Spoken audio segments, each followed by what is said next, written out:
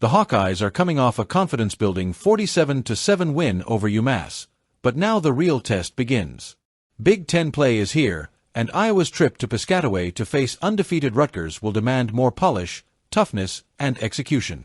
The depth chart this week tells us a lot about where things stand, both in terms of good news and lingering concerns. First, the positive. The biggest sigh of relief comes at running back.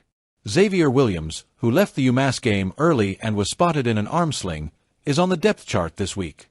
That's huge. The redshirt freshman has quietly been one of Iowa's most efficient backs, rushing 26 times for 186 yards and a touchdown already this season.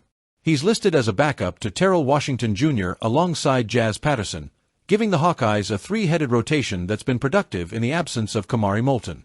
For Iowa to grind out Big Ten wins, it needs that depth at tailback, and Williams' presence is a green flag for Friday. Now, the setbacks. Iowa still won't have its young receiving core fully intact. Reese Vander Zee remains sidelined with a foot injury, though the expectation is he returns post-bye in Week 6. Jariet Buie is again absent, and his status is a mystery, with no firm updates coming out of Iowa City. This lack of depth on the perimeter puts more pressure on the running game and tight ends to shoulder the offensive load. In the trenches, it's not great news either. Offensive lineman Bryce George remains out after suffering an elbow injury in warm-ups against Albany. Ferentz indicated that this one could be longer-term, which raises concerns about depth and rotation up front as Big Ten defenses start dialing up more pressure.